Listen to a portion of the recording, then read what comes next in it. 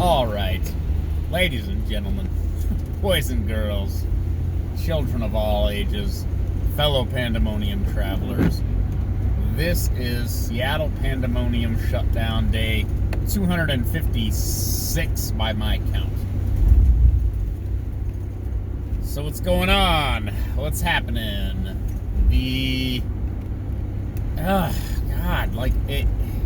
Look, this might be like too inside baseball. Maybe I'm following politics too closely, but it seems like all this stuff matters, and I mean, I'm told this matters. Like the outcome of various, it gets granular. The presidential election and the voting and the vote audits and counting votes, and it's like you would sort of think, they'll figure it out, but it's a battle. And I know this though because although I wasn't able to vote in 2000, I remember the Florida hanging chads debacle. In Florida, they started counting their ballots, and then they ended up with a situation where they had hanging chads and pregnant chads. So they punched their ballot. They punched the ballot with a punch card, and so if they didn't punch it correctly, it wasn't clear that they actually meant that. Maybe they switched it maybe they switched it like that guy switched lanes. Audi. I see you, Audi drivers. And then if you tally that up, then maybe it changes the outcome of the election. And this was the Democrats pushing for this, by the way, right? And so now we have a Republican, ostensibly, because Trump's not necessarily a Republican. They're nitpicking various districts and polling, and the observers weren't allowed in. That might sway or invalidate. There's the word. That might invalidate some ballots. They recount, and I'm trying to wrap my head around this. They do a recount, and then they find more ballots. I don't care which way. I don't care which way the people who put those ballots in voted.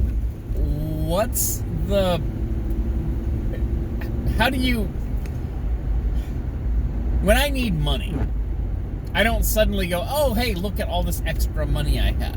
I know where all my money is.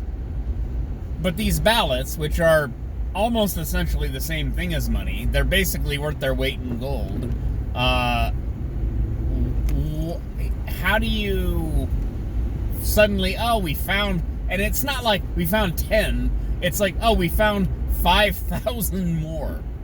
It's like, what are you talking about? Like, how is this happening?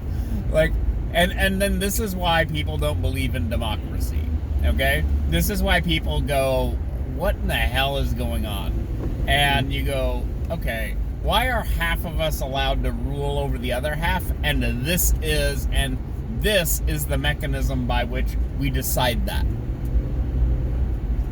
That we have, again, when you have razor-thin margins in all these different swing states, and then you start digging, and you start calling for auditing, and then the vote count changes because, we found new ballots, or these ballots were discounted, and then it starts to change the overall outcome. This is why this draws so much heat, is because people are frightened that they're gonna lose. And it's not, in this instance, it's not the Republicans are afraid of losing. I mean, they are. But it's the Democrats are afraid that Trump will retake the White House by essentially lawfare, or by I don't know how to put it, by miscount, like reassessing the count. But if the count is wrong, then do the count right, and then we get the person that people actually voted for based on the rules, right? But then we have this problem. It's instead of the Great Reset, which is a whole other thing that I would like to talk about. Great Reset kind of freaks me out, to be quite honest. It'll be the Great Steal. Like, if Trump is able to push the sort of vote certification in various states out until I've said this multiple times now. I believe it's December 14th. If they can push the certification past December 14th, then the rules of our election dictate that the vote goes to the House of Representatives. One representative from each state forms a committee. There are more Republican/red states than there are blue states, and I assume that they will vote along party lines, at which point the election is nullified and it comes down to this committee's vote, and they will vote to re-elect Donald Trump. So that's like the dead man switch of all this nonsense of recounts and audits and blah blah blah blah blah.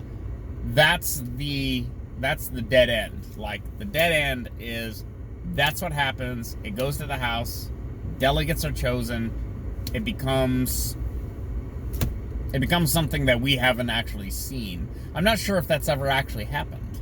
Has the House ever actually elected a president before? I mean, I believe there are some presidential elections that have been absolute disasters that have resulted in things like that, but I don't think that we've ever had to go to that option.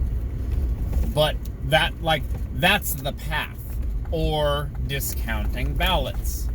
And at that point, this is my concern. Again, I kind of try to focus on praxis, the praxis of the whole thing.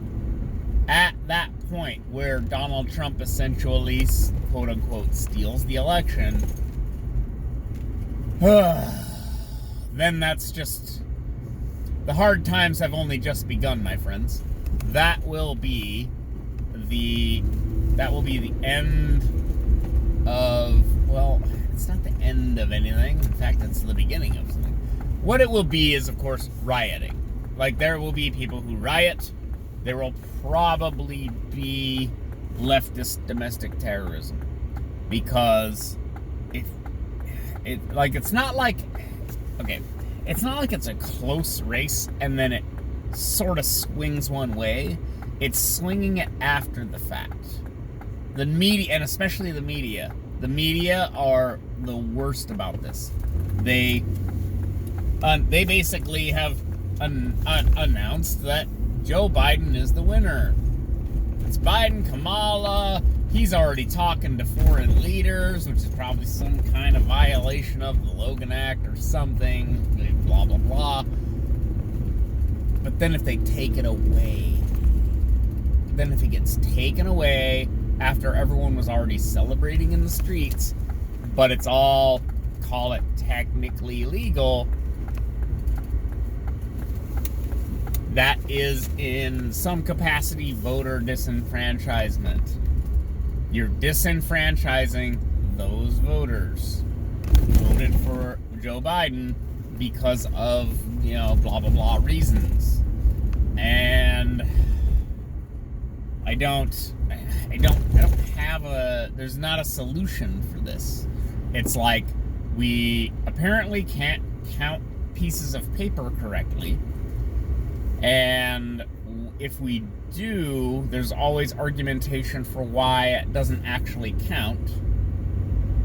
And then when people feel like their will isn't being enacted by the government apparatus, what do you get? Rioting. You get, like kinetic, physical insurrection. You get actual revolt.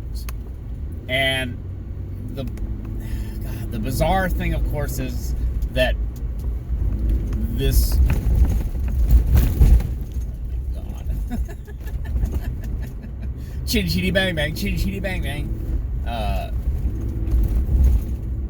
The majority of, call it Democrats, and I know this gets dicey. The majority of Democrats are in the same urban centers. I've joked about this.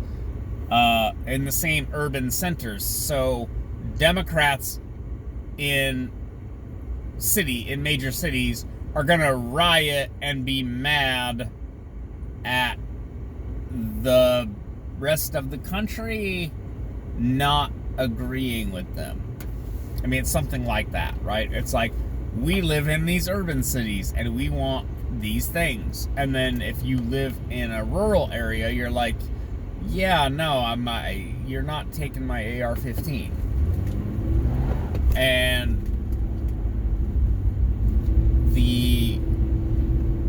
there's a cultural divide, essentially, right?